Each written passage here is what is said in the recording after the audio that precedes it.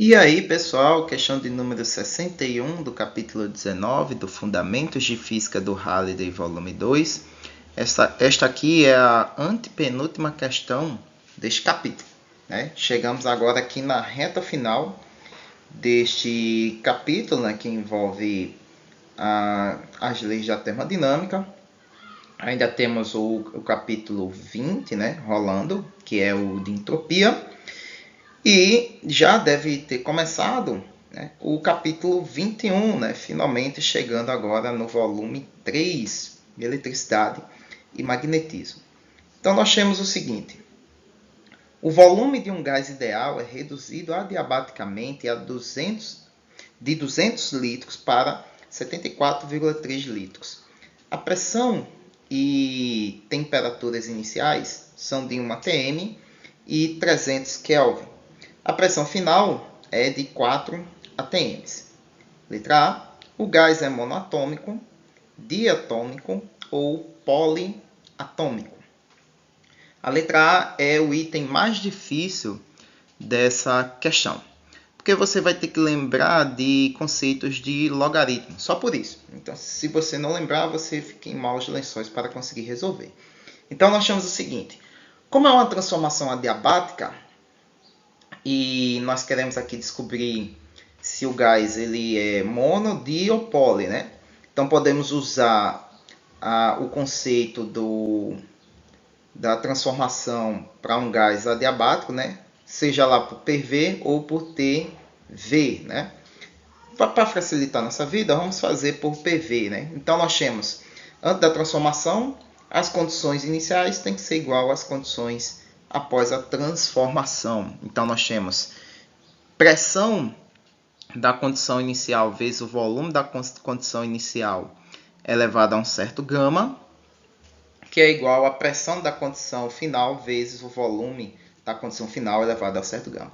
Esse gama é onde nós temos a razão entre os calores específicos molares,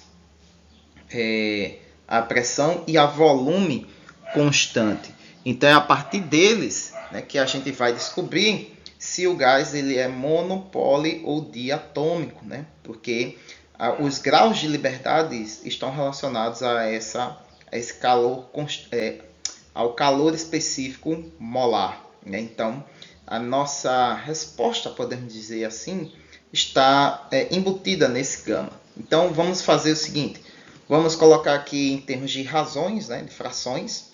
Então, a razão entre as pressões é igual à razão entre os volumes elevado a esse gama. Nós queremos saber quem é esse gama. Então, como é que podemos tirá-lo aqui do nosso expoente, né? Da nossa exponencial, né? Que é um expoente. O que é que a gente faz? Aplica o ln dos dois lados, né, da igualdade. Então, se eu aplicar o ln, eu vou ter ln da razão entre as pressões e o ln da razão entre os volumes elevado ao gama.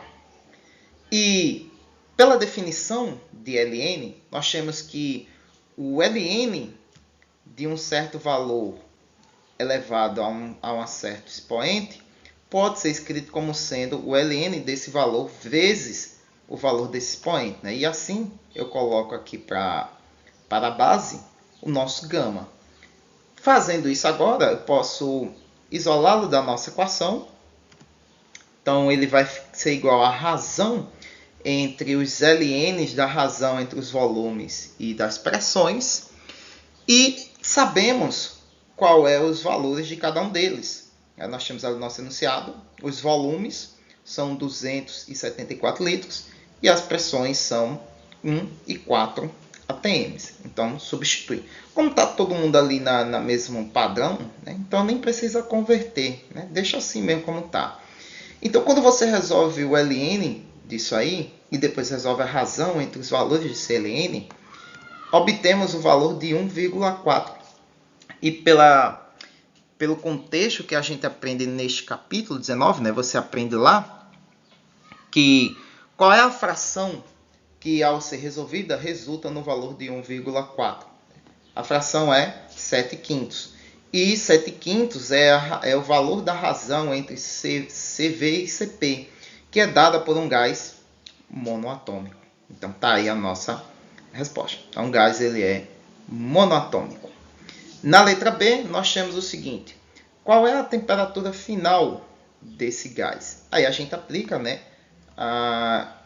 aplica a equação de Caplayron para os dois lados da igualdade, né? Perdão, para o processo como um todo, né?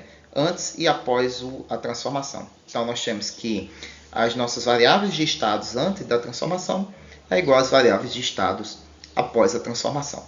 Como a gente quer a temperatura, isola ela, né, a temperatura final, nosso T2, e nós temos então que ela depende da temperatura inicial vezes a razão dos produtos entre a pressão por volume final e inicial. Conhecemos todos eles. Eu vou colocar tudo aqui no mesmo padrão de unidades, né? Porque eu tenho aqui Kelvin, né? Kelvin é numa unidade diferente de ATM e litros, tá? E aí, para facilitar para mim as contas, eu vou colocar no mesmo padrão da escala absoluta. Então, substituindo aqui, eu tenho 300 Kelvin, que é a nossa temperatura inicial. A pressão final, que é 4 atms, então 4 vezes 1 Pascal, né? Que é, perdão, o equivalente a 1 atm em Pascal, que é 1,01 vezes 10 elevado a 5.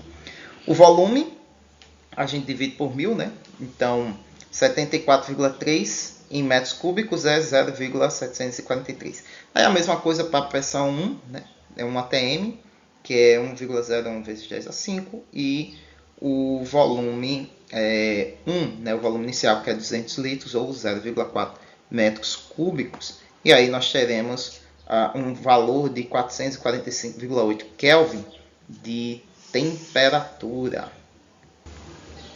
ou cerca de 172 graus Celsius, né? Ali aproximadamente 172 graus Celsius. Então temos aí um aumento considerável de temperatura, né? Visto que 13 Kelvin dá mais ou menos aí o que?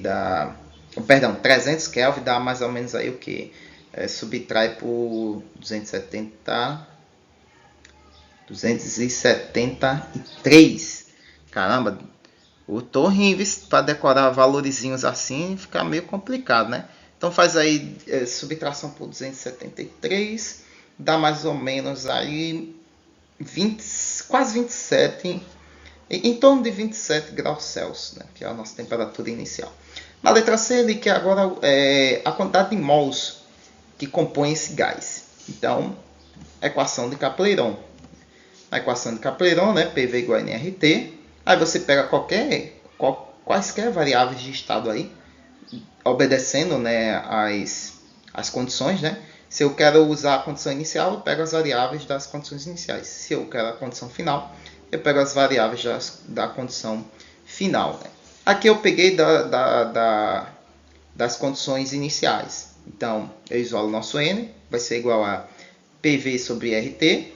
E aqui eu coloco as variáveis das condições iniciais. Então, pressão, 200 litros, volume inicial, pressão inicial 1 atm, volume inicial 200 litros, temperatura inicial 300 Kelvin e o nosso R, que é a constante dos gases, 8,31 joules por mol vezes Kelvin. Então, substitui todo mundo. Só que eu coloquei tudo no padrão, tá? No mesmo padrão, né? Pressão 1 atm em Pascal, volume em metros cúbicos. E aí resolve, dá 8,1 mols, né? Então, ou seja, essa amostra é composta por 8,1 mols de gás, né? Desse gás monoatômico. Muito bem, pessoal, espero que tenham acompanhado a linha de raciocínio comigo até aqui. Curtam, compartilhem, se inscrevam no canal para receber mais. E como sempre aí no final, dúvida, crítica e sugestões aí embaixo na caixa de comentários. E até a próxima questão.